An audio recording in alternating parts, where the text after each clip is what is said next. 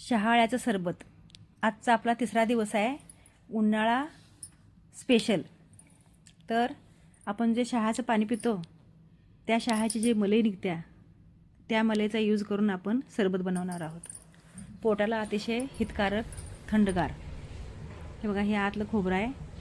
हे स्वच्छ धुवून मी ह्याचे बारीक बारीक तुकडे करून मिक्सरला चांगले बारीक पिसून घेत आहे. जेवढं मुलायम होईल तेवढं. आणि शहाळ्याचं पाणी ह्यात घालायचं आपण, वरचं पाणी वापरायचं नाही. म्हणजे एकतर हे ताकदीला शक्तिवर्धक. यात आता गूळ घालते मी गोडीसाठी, आणि ही वेलची पूड. ते सगळं आपण मिक्सरला बारीक करून घेऊया आणि याचं सरबत बनवूया. शारीरिक क्षमता वाढवणारा आणि पोटाला थंडावा देणारा. आता मी आज ह्यात बर्फ घालणार आहे, पण बर्फ तुम्ही नाही घातला तरी पण चालेल. बर्फ पण चांगल्या पाण्याचंच आहे. घरचं स्वच्छ पाणी फिल्टर केलेलं या क्यूबसाठी वापरलेलं आहे, पण ते स्किप केलं तर चालते.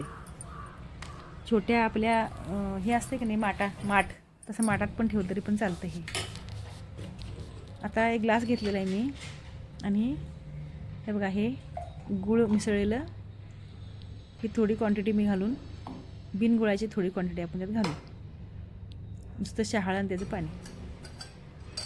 दुसऱ्या ग्लासमध्ये थोडंसं हे मी रोज सरबत घेतलेलं आहे, कलरफुल व्हावं म्हणून.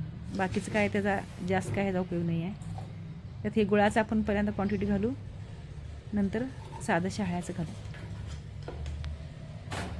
अतिशय चवीला उत्तम, स्वादिष्ट, बल देणारं, पोटाला थंड ठेवणारं, आणि उन्हाळ्यात कसं माणसाला थोडासा अशक्तपणा आल्यासारखं येतो आहे, या सरबतामुळं ती सगळी उणी उभारून निघत्या.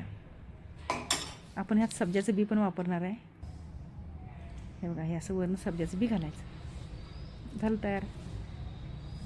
एकदा तुम्ही हे नक्की करून पहा. माझा हा व्हिडिओ जास्तीत जास्त लोकांपर्यंत शेअर करा. माझ्या चॅनलला सबस्क्राईब करा आणि लाईक करा. अतिशय उत्तम चवीचं हे सरबत बनते, सगळ्यांनाच आवडते. धन्यवाद.